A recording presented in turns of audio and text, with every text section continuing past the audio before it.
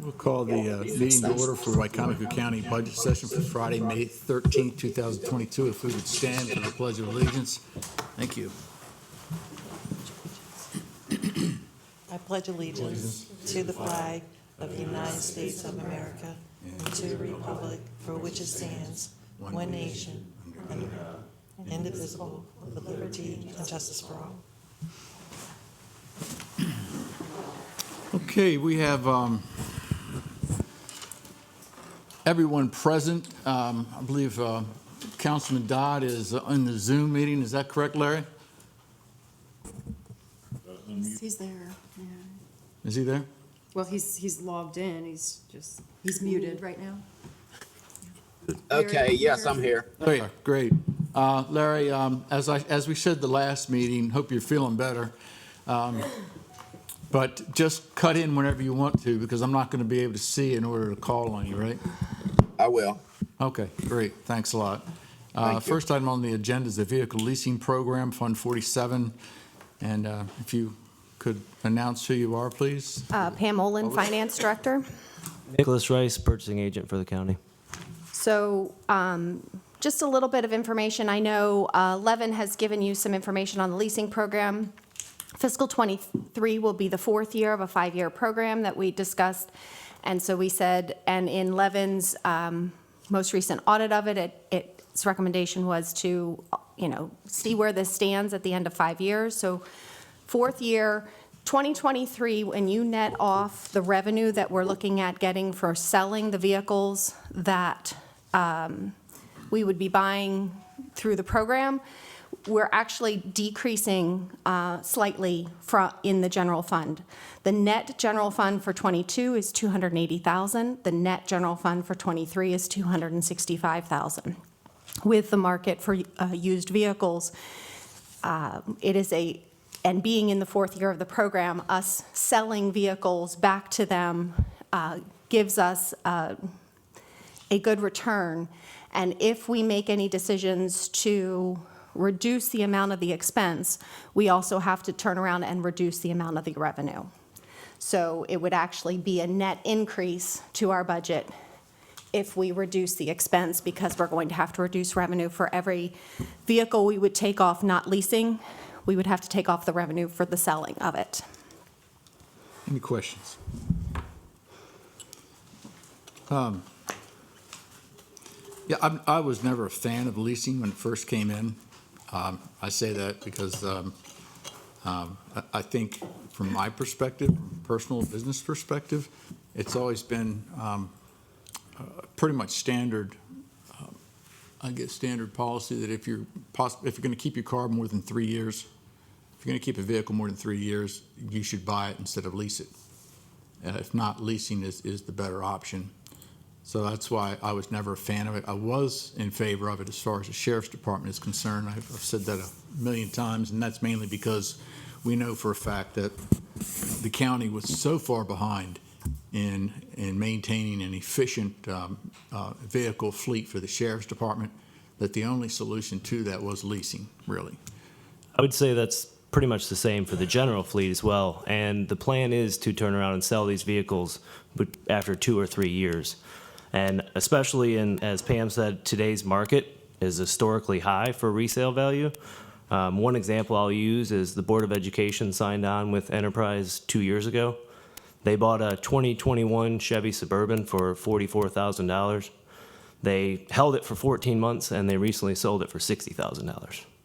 So they're actually making money in today's market. Yeah, today's market's unique, sure. But the other advantage to this is it pays for our maintenance, except for brakes and tires. So in the past, where we have had to maintain these older vehicles, we won't be maintaining them, and that is a savings. But until we get everything that's old out of the fleet, you don't see that drop off because of the fact that we are still maintaining older vehicles.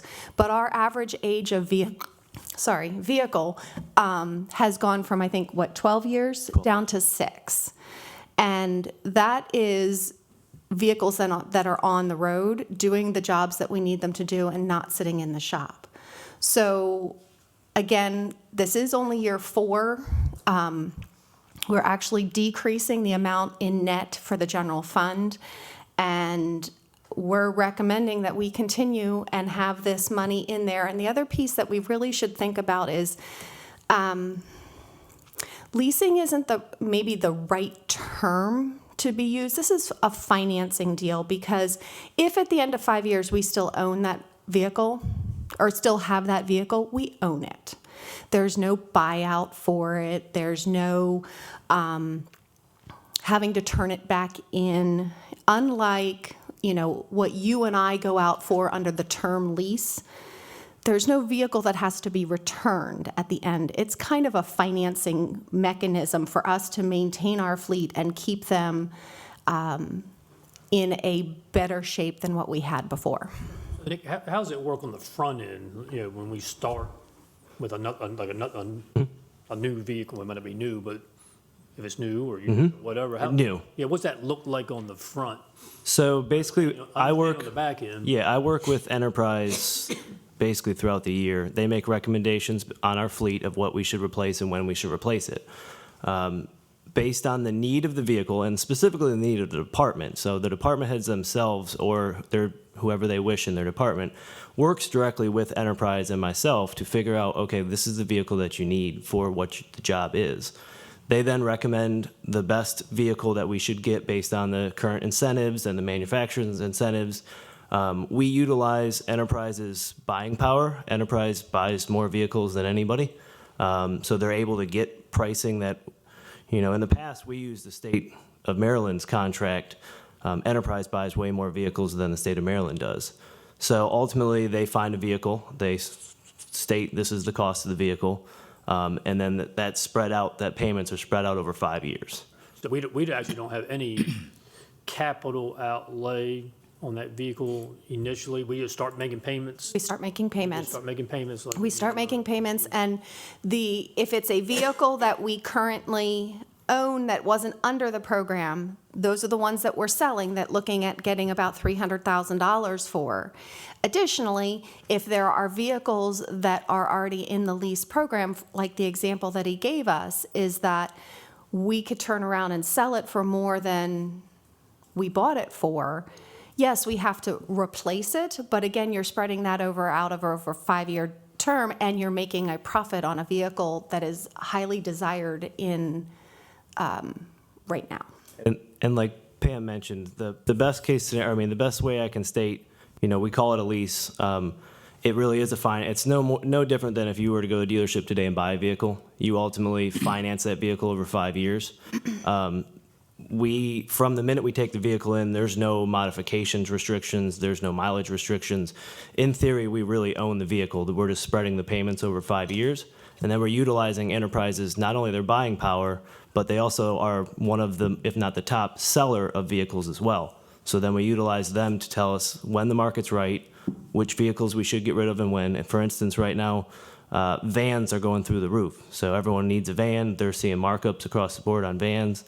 So they're looking at our fleet saying, how can we maximize the value of a van you might have only had for 2 years? We think we can sell it right now. And so we also utilize Enterprise's expertise as a fleet manager as well. Doesn't, replacing those vehicles costs a lot more if you get rid of it in 2 years. It's not like you're getting rid of it, so you say you make money on it or you get the top dollar for it, but to replace it, You're replacing it over. New vehicles are at the top But of the value it's still a also. spread out payment, and you've now made a profit.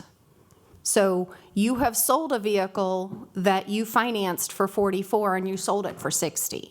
So you now have $16,000 to spend buying down a lease, buying another vehicle, and reducing your lease payments. Yeah, but the 44 that you spent when that vehicle was new, if you buy a new vehicle just like that now, it's going to cost you a lot more. It's not like it's going to cost you another 44. But as Pam said, and to Bill's point, there's not a large capital expense up front. Well, I understand that. Yeah, so you're spreading it out The over. payments will be higher because the vehicle actually costs more. Right, but you're also looking at, in '23, for a expense increase of $65,000, not counting the fact that, as I said, we're going to be net less.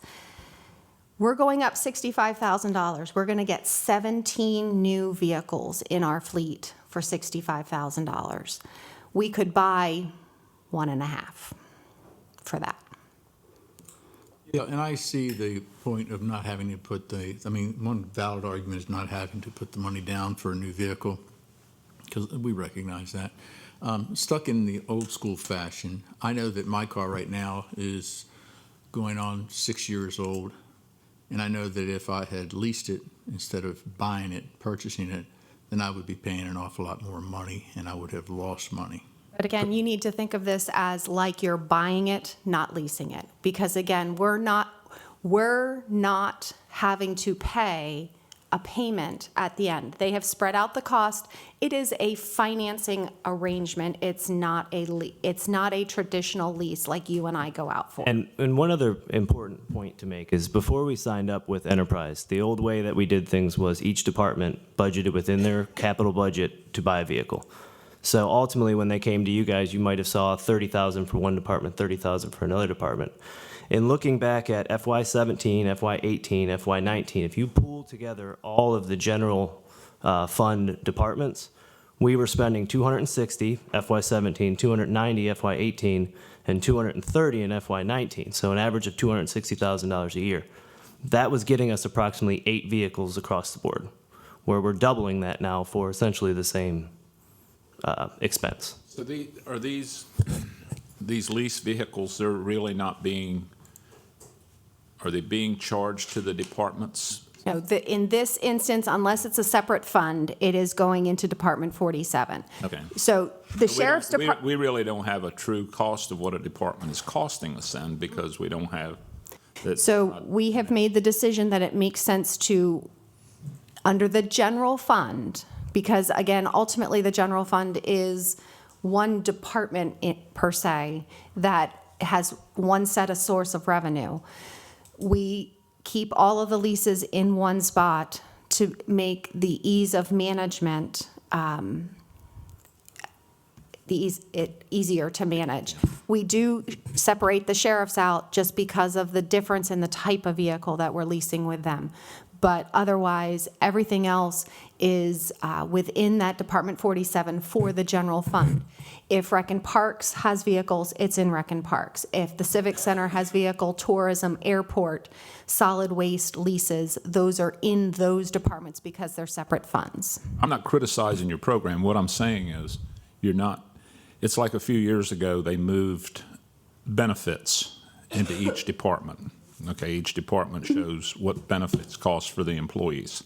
Okay, that was done to show the true cost of what each department is costing, correct?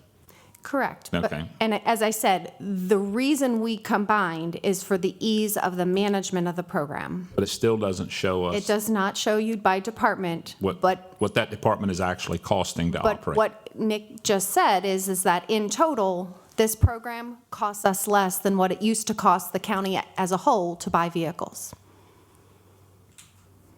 I believe the information I did provide to Levin, we broke it down by department, so you can see each department's in the general fund's cost. Yeah, Levin's done an excellent job in getting the numbers to us, as well as throughout the whole budget process. Levin, that's really a great job you've done on that. Yeah, I have a quick we have it question. right here. I have a question, maybe, Chance. Sure, yeah. Sorry. This is for Ms. Olin, and if Levin, you can speak to it. Do you have audit controls for the take-home vehicles?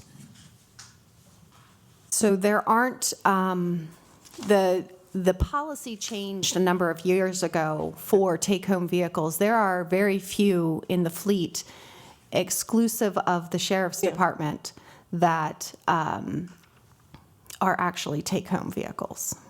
So I believe when Executive Culver came in, that program changed significantly as to what vehicles were take-home. And so, like, I know from my experience working at Rec Parks and Tourism, there were a lot of vehicles, or there were some vehicles that were take-home. They all ended up being parked. So I don't believe there's, like, anything in Rec and Parks that's take-home at the moment.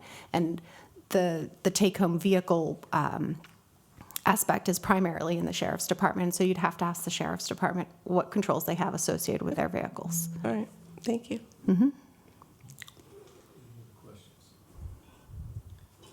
I mean, one last thing I just want to say before we end is, as Pam mentioned, we are looking essentially out of that 565, roughly 100,000 of that is going for new vehicles going into the FY23. It's important to note that if that expense budget is cut, as Pam said, the revenue of 300,000 would also have to be cut as well. I just wanted to. Thank you. Any other questions? Moving on, next item on the agenda is Recreation Parks and Tourism Civic Center. Thanks, Nick. Thank you. Have a good day. Thank you, Nick.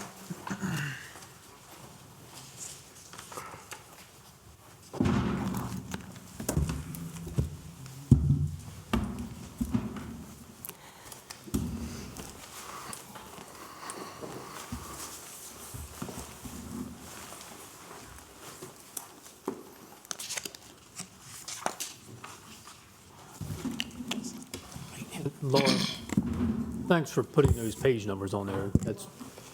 That's great. Makes life easy. I'm there, so.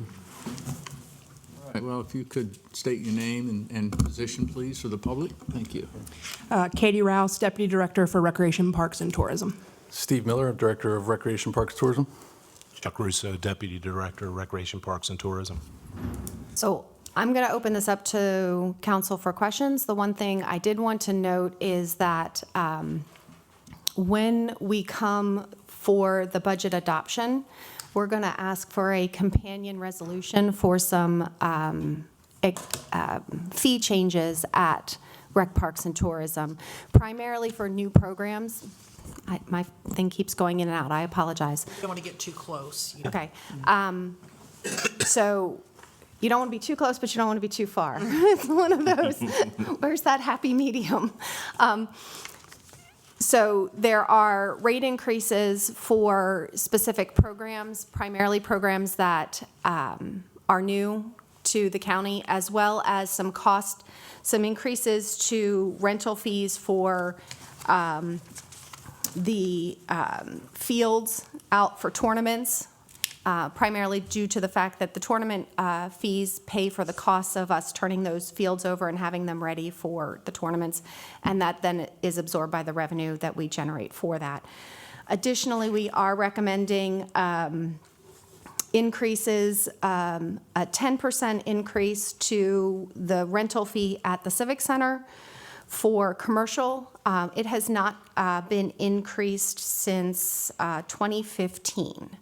So our costs have significantly gone up since 2015, so we're asking for a 10% increase. For the rental rate for commercial nonprofit would only be an 8% increase. If these budgets are built on those fees going through on July 1st. So I just wanted council to be aware of that, and I'm opening it up to questions. That's all built in. That's all built into this. So if you are not interested in those fees going up, then these budgets will have to be adjusted, because the revenue is carrying the expenses. And so without this revenue coming in at these new rates, we would not be able to carry the expense load that we've had. And do you have a rate for residents and non-residents whenever you're talking about your camps in the summer, your... Yeah, the only differentiation is between commercial or nonprofit. So, and when we say nonprofit, that's also private events. So if you were to come over and want to host a birthday party, we would charge you the nonprofit, because you're not a for-profit entity. And there's not a difference in fees for a resident, non-resident to go to summer camp. If you live in Worcester County and want to attend one of our summer camps, it's the same price as you wanting to attend it as a Wicomico County resident. Steve, I would say it's commendable. You have 14 new revenue streams from what Levin has prepared for the council. And he goes through the specific details, which really helps us a lot. But, you have 14 new revenue streams, which is, I think, how you've demonstrated your leadership over the years, is that you find new ways to make things happen. And I applaud you for that. I think that's excellent. Also, in tourism, it looks like you have some very valid increases, which is very beneficial. There's one question I do have, two, actually. One is, I noted in tourism that in advertising that you've decided to initiate, what is it, about $517,000 in advertising? Yeah, so this past fiscal year, we got a grant to fund a branding marketing study for tourism to give us recommendations about how we can better reach our transient audience, so people that would come either on the way to Ocean City or come to Wicomico County as a transient visitor, as opposed to where our focus has been primarily over the years is to come here for an event. So you come to play softball or wrestling or whatever. So there is a market out there, and we've never been able to tap into that. So this past year, we did that study.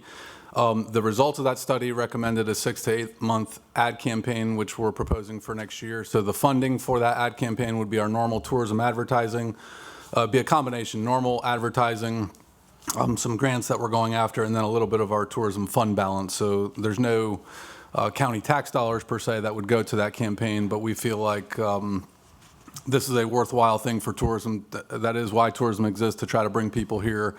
And we feel like through that study, we have a better idea about who our target market is. So we're going to be reaching into Ohio, Pennsylvania, Virginia to try to draw people to the county.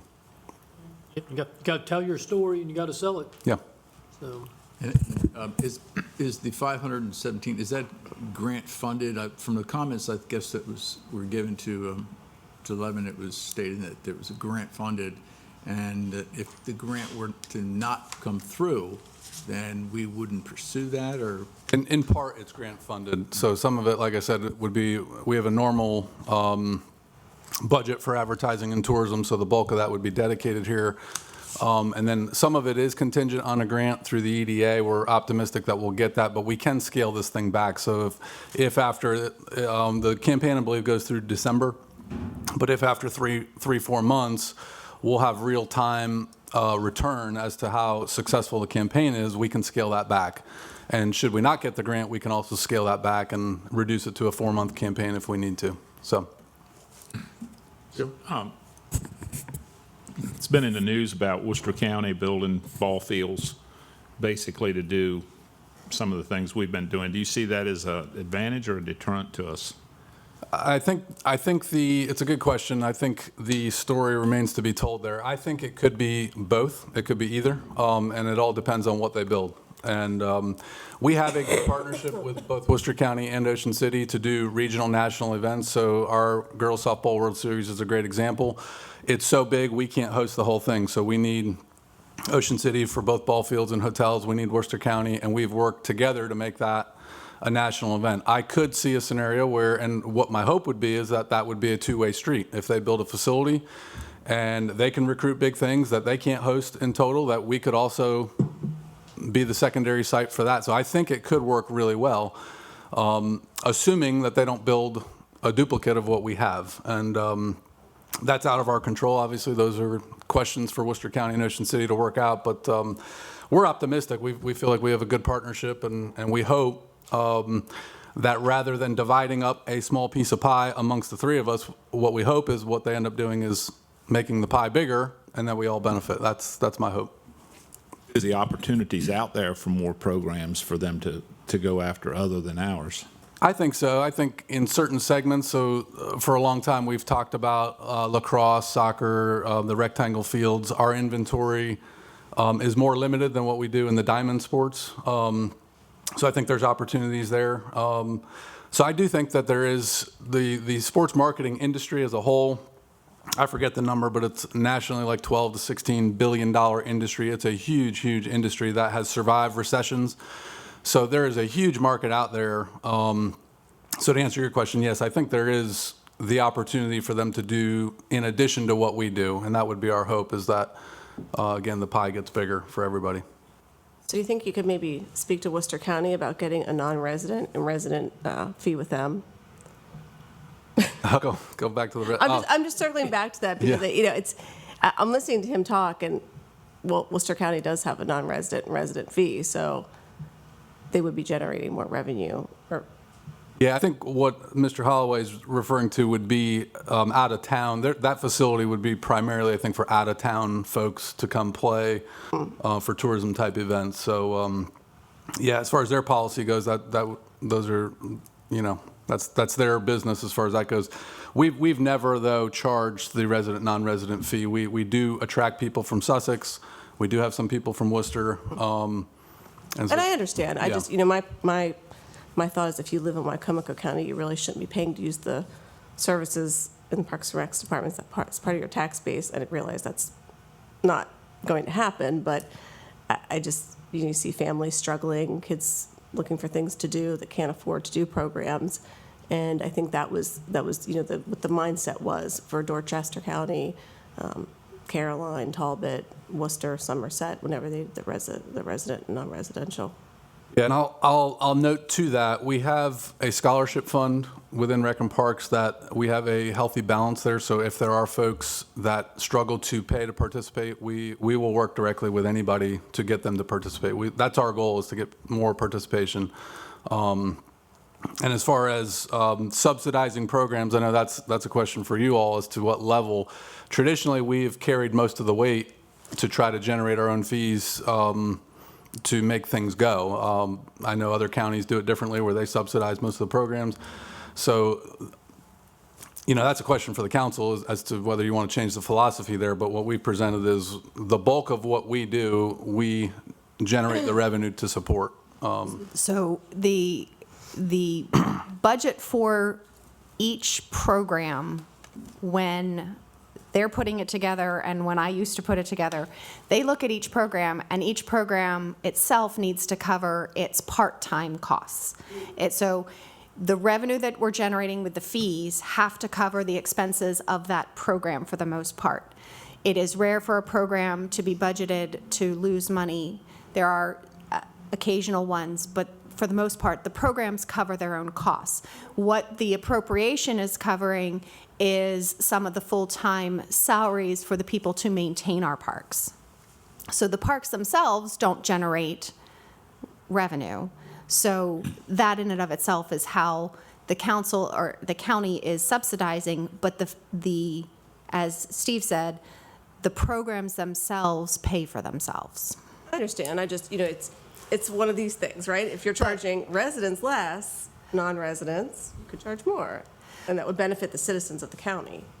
There's that fine line, though, that if you charge the non-resident, do you gut your program and not make the revenue that you actually think because you've now priced yourself out of the market? I guarantee that would not be for the basketball program because they come from all the counties to do it. So again, it is something that we can look at. It is not built into this budget, but it is something that could be looked at if that's the prerogative of council administration. Haven't we been down that path before with leagues and stuff? I mean, I know that's been, I've heard this conversation before in the past, you know, residents versus not, and different fees, especially, I think probably more so in the adult leagues. Yeah, I think it's come up. I quite honestly, I think that was prior to my day. I've heard stories. I've been down this road before. Yeah. I can't remember. Somewhere. I can't remember all the. That's what happens when you've been around a long time. Yeah, I guess, yeah. But I think being on the commission in years past, I Yeah. remember at one point that was a big. I know that since my time here, we have made decisions on like adult baseball leagues. Hey, you need to generate more revenue. So we upped our price, and we lost. You going after me? No. I'm sorry. I'm just responding to the question. Sorry, I'm looking at you. I will look at the table. How's that? Into his Social Security. So I will look at the table, and I won't make eye contact with anybody. But what that ended up doing was actually making the program not financially sustainable because we lost so many teams to other areas. So again, there is a fine line between raising the prices and pricing yourself out of the market. Well, there's also that big, that number that's hard to put into conceptualization is those people, they come, they're spending money. Exactly, yeah. Yeah, I mean, I'll just use it. Yeah. Talk about the adult baseball league, but you know, I mean, when we're playing, like last Saturday, we're playing, it's an all-day event. Well, guess what? It's lunchtime. We all went, so we all go somewhere and get lunch. But you know, we got guys from Lewis, Delaware, from Right. Middlesboro, Eastern Shore, Virginia. They got to eat, you know, they got to. And that's Yeah. the, Would that's that the, really stop them from coming if you increase the fee, like $10 if you didn't live here? Do you think they would just not I don't come? know, but I mean, my point is just they're spending money in our community. correct. It's bringing And that's, people right. to And us. so we do have in tourism an economic calculator that kind of calculates those, Auxiliary. how those additional revenues are generated by each of our events. And somewhat comes back to what Joe had stated. We do recognize that at this point in time, there is growing competition, and we should be very, very aware of that. I tell you, from what Bill's saying, I do have to chuckle every time when we're out and we may be eating lunch somewhere, and you see 17 kids come in, all in uniforms, and you're going, oh, revenue, you know? And it is a reality. They come in, they spend money, and it's Well, great for yeah, this county, I great just- for our businesses. Just as an example, I thought it was so neat, like this was 2 Saturdays ago when the wrestling tournament was going on. But earlier that morning is when we did the field 7.5 dedication, but you know, so I'm out there first thing in the morning for the dedication, you know, but Henry Parker's full because there's a tournament going on that day too, you know, so there's, fields were full, kids were everywhere, you know, and so forth, but then I leave there to go to the Pony League Park, because the baseball league, the adult baseball league was having a tournament that day, or a play day sort of thing, all the teams were playing, but then I go by the Civic Center, I mean, that parking lot, I mean, was full.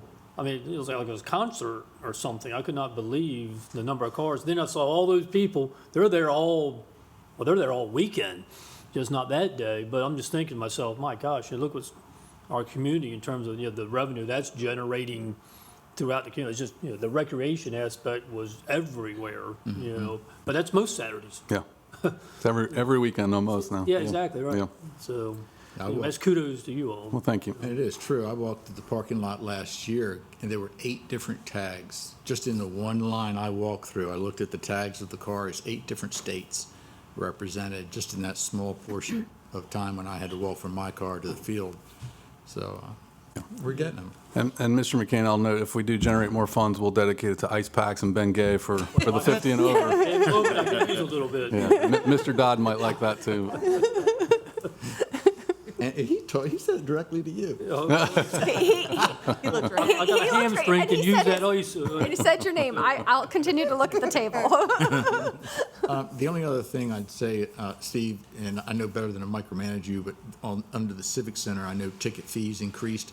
Sometimes that's a concern of mine. I never forget, a friend of mine called me a couple of years ago and said, John, my ticket costs this much. And then, of course, you know, everybody knows, and it's the same thing nationwide. If you want to go see a football game and you buy a ticket, well, I don't care whether it's the Ravens or anything else, all of a sudden you get hit with that processing fee. It's like 20% of your ticket, and it just drives you nuts. I literally canceled a show one time because the processing fee, and it wasn't here, but the processing fee was so high, I said, that's it, I'm not going. So this individual had that concern, and it's a concern of mine too, as to how much we seem to add on the cost to a basic ticket. When you advertise it and it's a show, people say, oh, great, you know, for $27 I can go to this show. But by the time they get on the phone or finish with the box office, it's astronomical. So the ticket fee increase, I'm not sure what that is referencing, but when I saw it, a red light went off.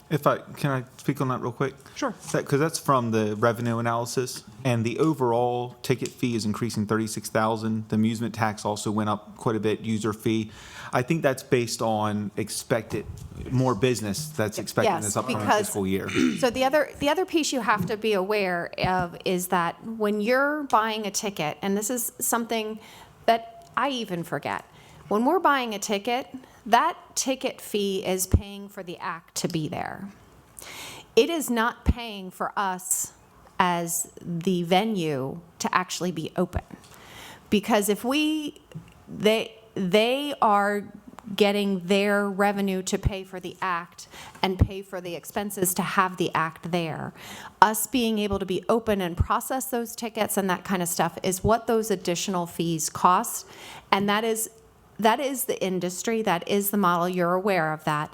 But it's sometimes helpful to point out to people that that is the way the model is structured. Why don't when you advertise the show or the event, just put the truth in cost? You know, this ticket's $25, you're going to have a $10 processing fee, and you're going to have whatever fees. And then at the bottom of the ad, just put your total cost for attending will be such and such. So It's very simple. the cost that's advertised for the ticket is set by the promoter. So most of the promoters don't want, if they're trying to sell, they don't want it to be, they want to try to get the people to the website to try to buy the ticket. There's plenty of people that I'm sure look at the fee. You're being deceitful.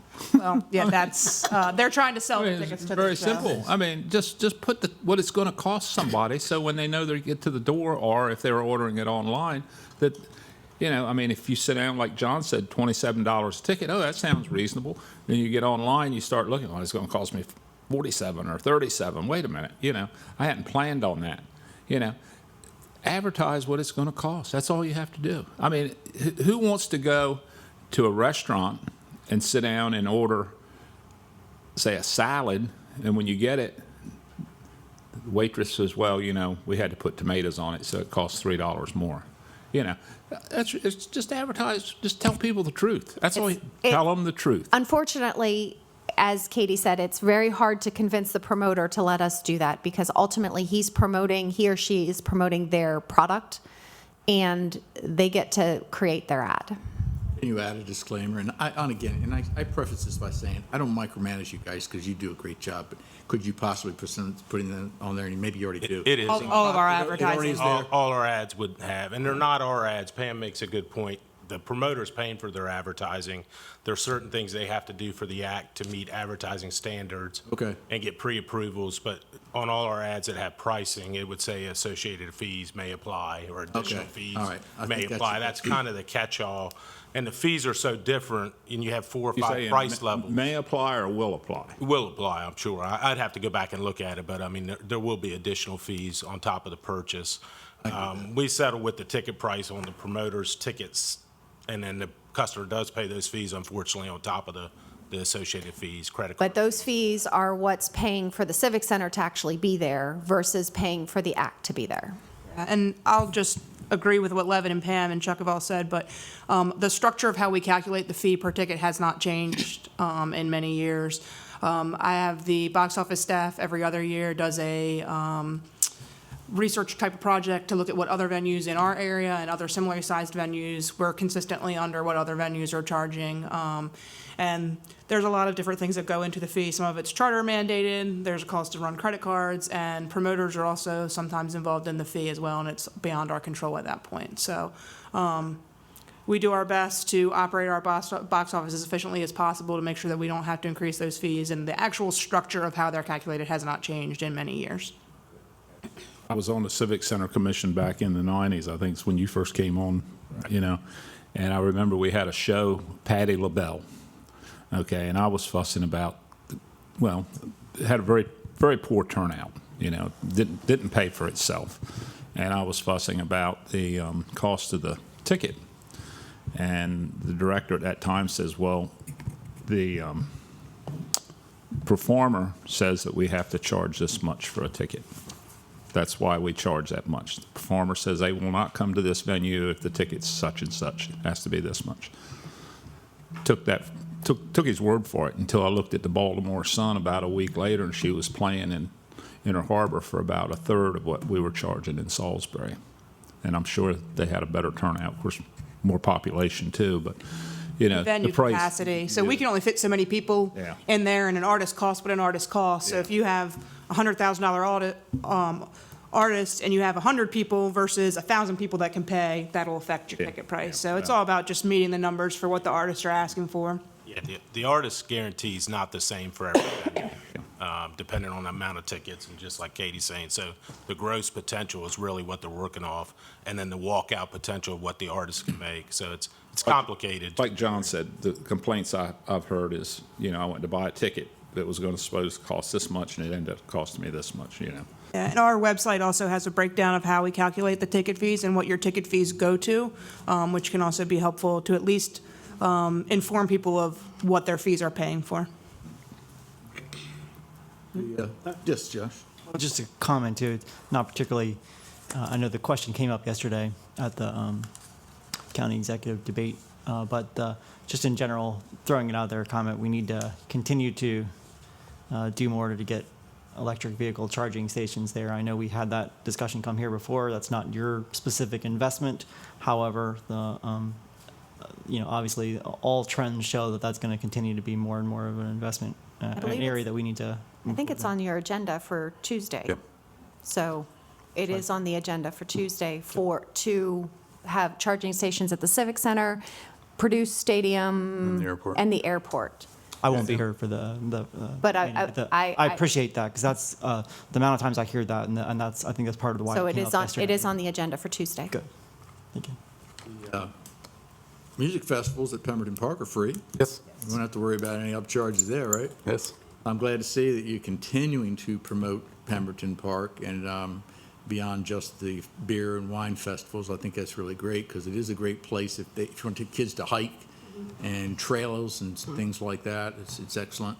And the music festivals, I think, is really nice. The way you put the website together and all that looks fantastic. So it's a good way to keep promoting the county. Yeah, and we'll say thank you for that. Tonight is our first one. Our last one, our last Friday got rained out, so it is a free event.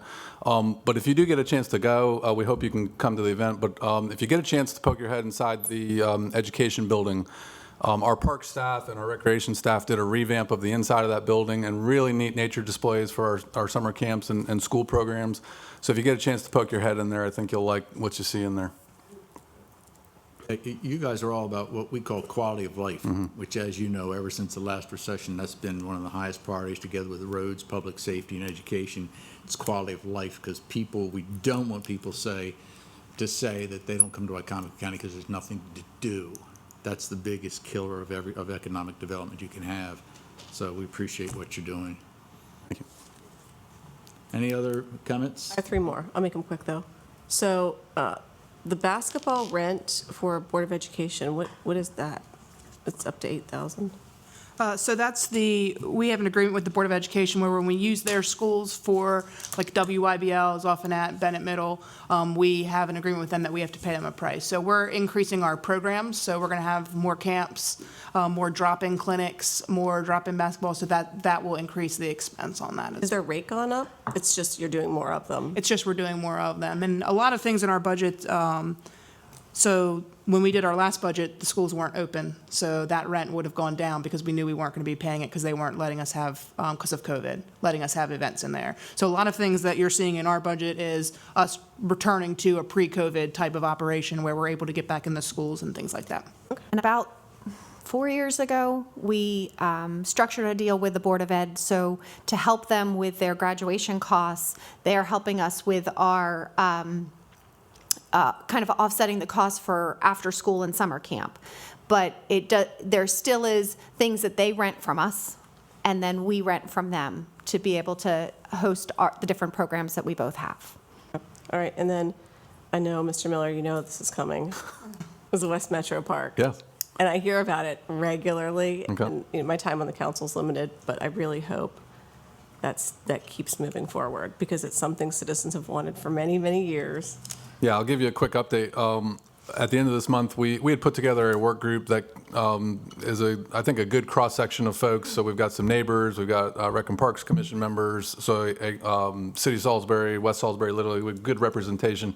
So we started meeting this spring. At the end of this month, we're going to meet again with the master planners, start looking at concept plans, and then we hope sometime this summer that those then will become public, where we can start to get public feedback and reaction. So that process is going.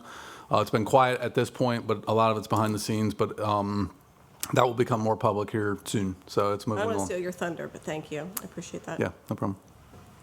Any questions? Well, thank you very much. We appreciate you taking time Thank to you. come in. Thank you. Thank you. Bill? The next item on the agenda is with the volunteer fire. departments. We have about 15 minutes. Hey, Chuck. Mom, Dad, all right? Good, good. Just talked to him last night. Pardon me? I just talked to him last night. Enjoying the warm weather down there, I like, was wondering about the agenda, because it said hot as it is 10:15 to than here. 10:30. But then it has Huh? fire starting at 11. I'm sorry. I think that was based on when they. Yeah, yeah. I'm like, that doesn't make We sense. haven't. I don't think they come in till 11. Yeah. I was guessing. I didn't notice it until I just. Yeah. You We're wanna going to take talk- a 15-minute recess. wanna talk-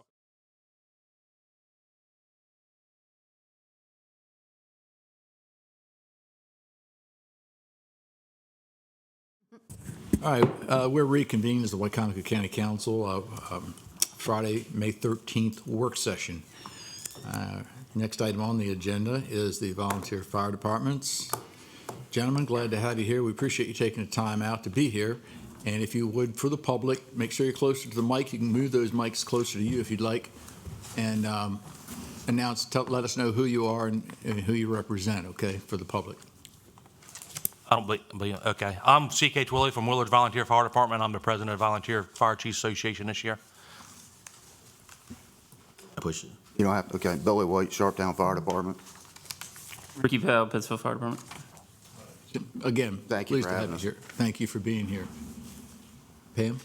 I honestly will open up to either your questions or if they have something to say. I will say that we met with them during the budget process, and we looked at their requests. We did increase to the amount that they were requesting for their EMT grant. We did not, as well as did increase their operating grants across the board, just not to the level that they were requesting. We are funding them for the sinking fund and respiratory funds at the amount requested. The hazmat funds that they've requested will be able to be available through grants through emergency services. We funded the loss prevention, or the fire prevention, $5,000. And we are looking to implement what we're calling a length of service award program, which hopefully will benefit all volunteers in the county, both those that are, instead of going for a property tax credit, this would go for everybody who is volunteering, both homeowners and non-homeowners. And so with this, we have put $400,000 in the budget to get this program started. All right, thank you. Ms. Owen? Yes, sir. We have one little beef with that. We had no say in that at all. Okay. This is thrown in our lap and kind of expected to take it a little bit. And to be honest with you, we're really not going to, we really don't, we want some say into how that's going to be done. We have no idea what the requirements are for that yet. All we know is they're going to do this, and we had absolutely no say in it at all. We would like a little, if it's going to affect us, our group has talked as a whole, we would like to have a little say in what it's going to affect. I just thought she said she met with you all. No, we were met on the budget. We were not met at all on this length of service award at all. And my next thing is, Yes. how, like myself, I've got 27 years in, how are we going to do that for these people that have 30-plus years? Are we going to start paying them at the full amount? Yes. Okay, that's one question that we have, but like I said, we would like a little input on this. If you guys had something that's going to affect you, you would want some say in it. We've had no say in this whatsoever. There's been two people decided that, John Fasoda and David Fitzgerald. And I think as the president of the Volunteer Fire Chiefs Association, we need a little say in that, as well as the county association. He was unable to be here today because he had to work. But we would like a little say in that Well, situation. it's $400,000, and I think that possibly the fire service should have some input in it. I don't know whether, Pam, whether you would want to meet with the folks and. So the Right. intention was to put this money in the budget to allow the conversation to start. We can't implement a program without legislation, but we can't implement a program without dollars. So, We can't pass a budget if we don't know how it's going to be spent. well, but we can't spend this money until until we pass legislation to spend that money. So we put the money in the budget with the idea that we would be creating legislation to support that money, but until we create that legislation, which would have to be discussed here and with the fire services, we would not spend it out the door. I understand all that, but you had a plan laid out of how you were going to already do it. And what they're saying is that it wasn't, reviewed by them. And we know we have to pass legislation for you have to have the money, so you can have the money so you can implement the plan. So is this the plan, or is this just an outline of what the plan may be? It's an outline, and ultimately, that legislation comes before this body and would also be discussed. I think We're doing now. Yeah, I mean, we haven't seen any of the criteria of what the requirements are going to be. We have gentlemen, CK's father, my father, they've got over 50 years of service in the fire company. Are they still going to be eligible even though they're not quote-unquote active? There's a lot of concerns from when we've talked about it at our meetings from some of our older gentlemen who built the fire company. Are they still going to be qualified for this?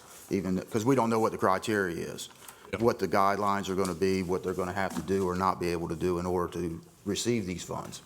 And the other thing is there was a concern when we presented 3 years ago, the tax break for the volunteers about the cost of it. Is this going to be sustainable over a period of time? And also, was it 4 or 5 years ago, there was a concern when the county went self-insured on the death benefit. That's actually there was concern about funding it. And you're talking about, a considerable amount of money here once you go through and, well, we don't know what the criteria is, so we don't know what it's going to cost. So You might do, Pam, but we don't. So what we heard as administration was that there is difficulty retaining and recruiting volunteers. That's correct. There is. What we are trying to create is a program that helps retain and recruit and give something to the volunteers. And we appreciate that. So this program has criteria behind it to create the dollar amount. That is what we did, because we had to come up with a dollar amount to put in the budget. The criteria is not yet set in stone, and and we are looking at this being a program that would continue on to, again, help retain and recruit volunteers, and we are looking at it to help get the young people in the door, because again, a property tax credit, in our view, helps those who are older, but does not help you get in the door somebody who doesn't yet own a house. So we were trying to look at a program that might benefit both groups, homeowners and non-homeowners, but make them all help them all become and stay volunteers.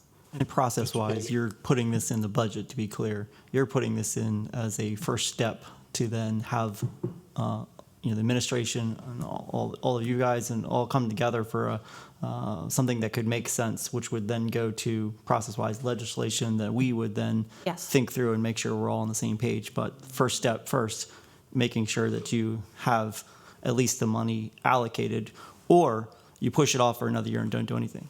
Correct.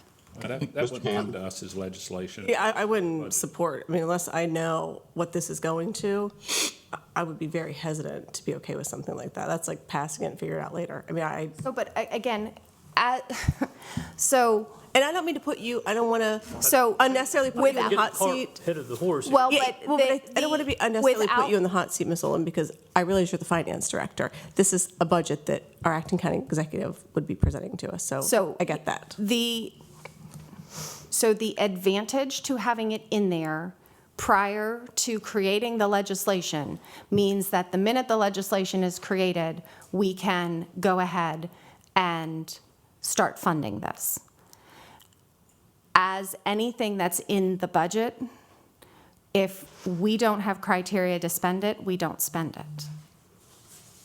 Yes, I recognize 100% your concerns about not being involved in the process, and I would say that is a misstep as to not do that.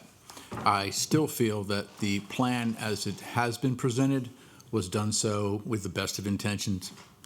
We believe so as Oh, well. we believe so too, John. Yes. But the next thing is, just like with this property tax thing, the three of us here, we've bought property in Wicomico County to live here and invest in the community. Right. We take care of our community. It's like with the property tax thing, we just can't give it to you. Well, why not? You know what I mean? The governor's already put it a law in the state of Maryland. Right. Oh, it is up to John Pasota to enact this. But now all of a sudden we've come up with this reinvent the wheel to give you this money, and we had right back to it. We had no say into it. I'm trying to find. I believe for the first 5 years it's $1,000. Well, that's only $200 a year. I'll be quite honest. Part of us do that by accident. You understand what I mean? $200 is really nothing to compare to what I mean. You take here. These gentlemen have quit their jobs to come here today. We do that. Part of us do that every day to go to a call, serve the people of this community. That's why we would like we want a say in something here about how it's going to affect us. Well, what I think maybe the takeaway we might have here is that we move forward with it. The council would certainly, I would think I can speak for the council, that we would certainly cut it if you wanted us to. But I think the best thing is to keep the funding in the budget, let the program develop, and meanwhile, you will have time to sit with the executive and evaluate the program as a whole. And if through that process you find out, because I read that, I saw that, my first instinct, and I don't find fault with anyone, my first instinct was, that's really not a lot of money. It really isn't. But then again, as you've said before, is it sustainable? So that comes into play, but I'd say we move forward with it as a council to approve this and approve the funding as Pam and Acting Executive Pasota has put this in the budget. And then the very first step after that will be to see what amendments are going to be necessary to make that happen.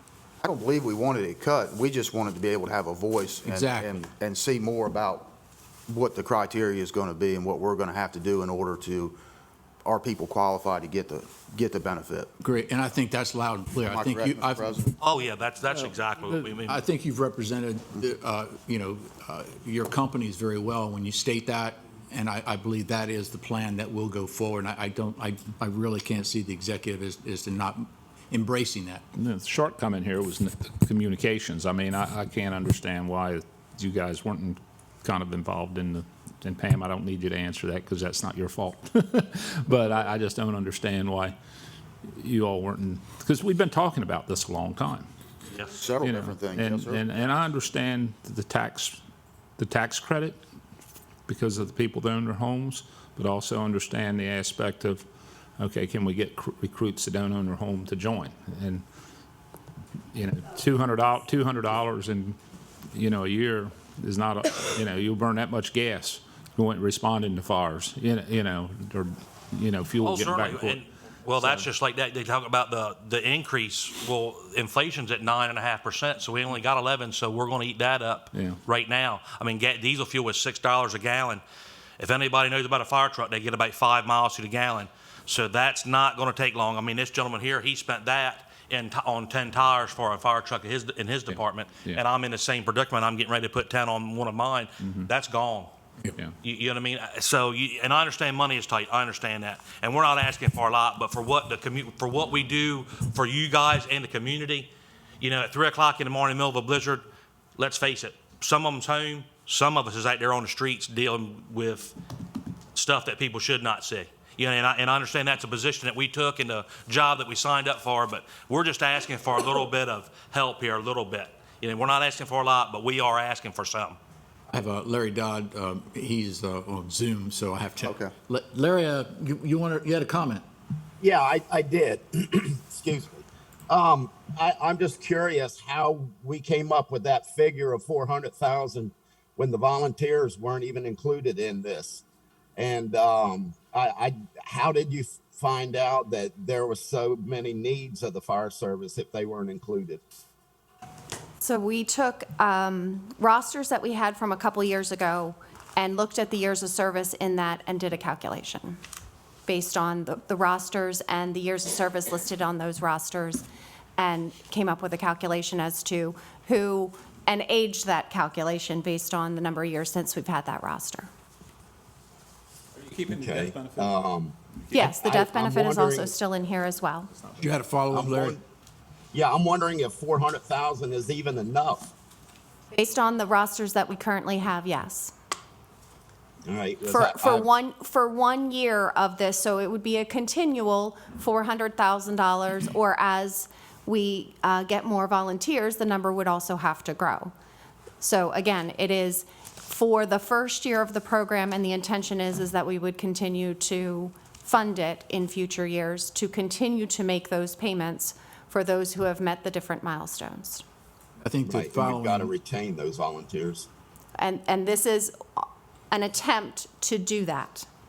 Because currently, they get nothing. This would allow them to get something. and again, I think as you were looking for, once the budget is passed this year, it's not completely, it is in stone, but it can be changed. Pam has come to us several times to make amendments to the budget. So if in your meetings with Acting County Executive Pasota, you find out that the numbers really do need to be higher, or that there are going to be more individuals that need to benefit from this, those numbers can be adjusted. I'm sure Pam would review it, and in line with, not to speak for the executive's office, but in line with what is sustainable, they can certainly come back to the council and say, here's what we're going to do. We'd like to amend the fiscal year 23 budget. We did it like 10 times last year. So this isn't the end of the road. One question, if you don't mind. You're not going to cut any of the operating funding to help pay for this, are you? In the No, future, going forward? That's not the intention. This Okay. is, the intention is the number that we've put in here is the run rate now going forward. So this would be where we are.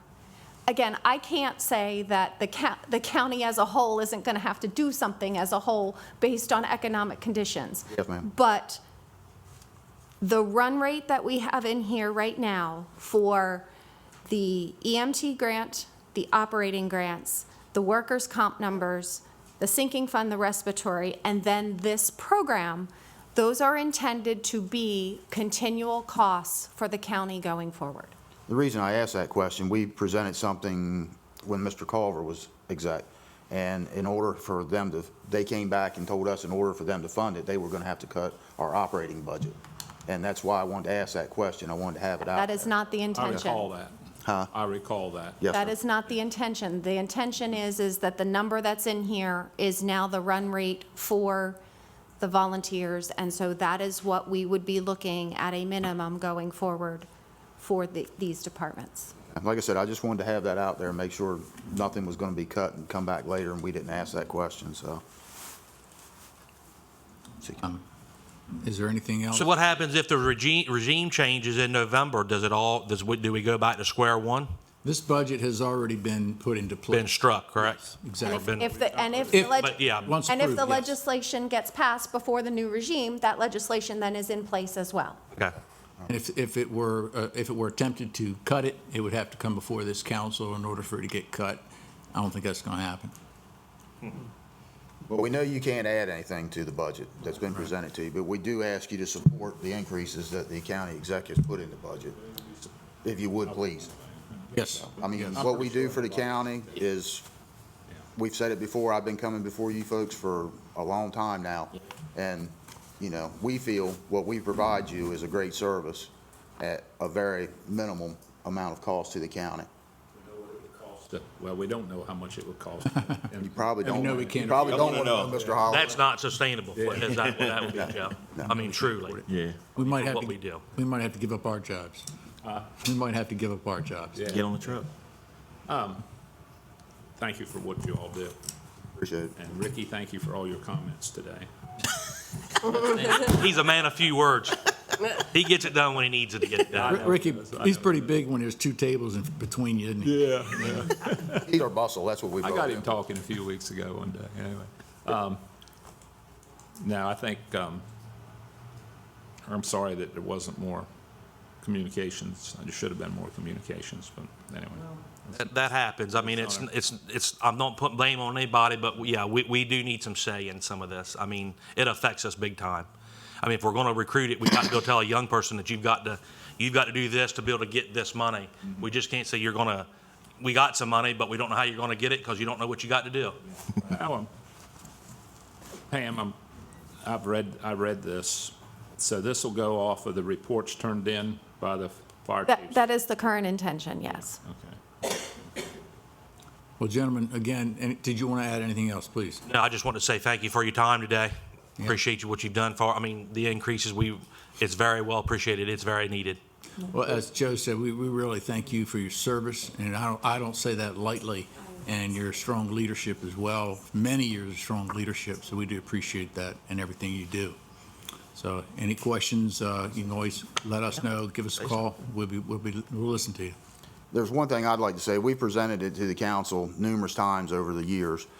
I'm not saying take over the ambulance service in the county by any means, but we need to sit down and have a conversation about the ambulance service in the county right now, the way it currently it is. We all are looking for providers. There's a shortage of providers. I believe it was last year, wasn't it, Rick, when we made the suggestion about the scholarship to the paramedic program. If you could get 2 or 3 people to go through that program, make them sign an agreement where they would work for the fire service in Wicomico County, and between the organizations, we could determine where they were needed and assign them. Even, the possibility of, making them county employees. I don't know if that's even feasible, but make them available to the fire companies in the county. There was something we could do along that lines. I know taking it over is going to be a big step. I know there's some fire companies out there that have some real concerns about the way things are operating right now. I shouldn't say we don't. Some of the fire companies don't feel that they're providing the service that they want to or should be doing to their communities when it comes to the ambulance sometimes because of the shortfalls in staffing from the EMS side. What is the educational cost of putting somebody as a paramedic or an EMT? I'm not sure right now. We had that number last year. I don't know, did we give it to you, Mr. Ernie? He did. And I couldn't tell you right now, Mr. Holloway. I'm not sure without going and talking to Warwick, but I know I believe it's over 2 years that they have to go to schooling for it. Yeah, it's 2 years. $7,500. I did know a number, Joe, but I can't give it to you. I'm sorry. It's like EMT right now. We can't even get EMTs. It takes 6 to 8 months for them to go through EMT school now. For a volunteer, that's a lot to ask. It's 2 nights a week and every other weekend. What we've seen before is it's just like the thing they did for Warwick. People from Warwick here 4 or 5 years ago. What was it called? Free tuition? What was it called for Warwick we did? Free tuition. The free tuition. Anyway, one of the first persons we met that graduated said they were going back across the bay to work. They took advantage of the county's money and then left town. So we'd have to, if we did that, we'd want to be able to, Well, that's what I say, make them sign a contract. Right. Either that or pay it back. Fire to their feet a little bit, I should say. Yeah, and if they didn't do that, they'd have to pay it back. That's correct. Yes, sir. And me and Chief White, we talked about it. Maybe, if we could get a way to piggyback on the county benefit program, make them stay here a little bit. There's some people that want to live in Wicomico County. Myself, there's people that want to work in Wicomico County because they're home every night or, every 24/72s. They're home. They don't have to go across the bridge and deal with traffic and all that. And it's just that's just an opportunity. There's not going to be any more paramedics because people don't want to take the program. You're only going to get what you're going to get. We can't make them just appear out of thin air. And from what we've been told, the ones that are getting ready to come out are already hired somewhere. Yeah. They're not even, and a lot of it is probably across the bridge because that's where the money and the benefits. And, a lot of places over there, 20, 25 years, you can retire and come back home and maybe get a part-time job here doing the same thing. But, that's where they're going. Ocean City, Salisbury, they're all having the same problems trying to find providers for the area. So it's not just a Wicomico problem, but there's things that maybe we could sit down and have a conversation and come up with that we can improve or help the way things are going right now. Because top priority is our community. That's what we got in us. Yep. And we want to provide a service to them, and we want everybody to be healthy and to be able to get to the hospital when we want to. My next thing is, I know what my ambulances bring in for my fire company. To take that away from us would be a detrimental blow to our budget. That's why I was saying we're trying to work together with you guys. If we can come up with a plan together that will suffice for our community, your constituents and ours as our community, that's what we're looking towards. So have you noticed any of the EMTs and paramedics leaving for the private medical transportation services? Some of them have done because they're getting paid $30, $40 an hour to go. But we've also had We've had two, I believe, at home that have applied that are coming back because they want to actually do the skills that they were taught to do. Not saying the transport companies don't, but it's, they don't get to practice like they do with their. Not where the action is. There's a big difference between emergency services or emergency and then transports. Like you literally said, you just don't get to use the skills that they did. Yep. Anything you'd like to add, Jim? Just thank you for your time. Again, thank you very much. We appreciate you. You guys have a great day. Thank you very much. Thank y'all. Thank you, Pam. Yes, have a good day. Thank you, Pam. Entertained motion to adjourn? So moved. Second? All those in favor? All right.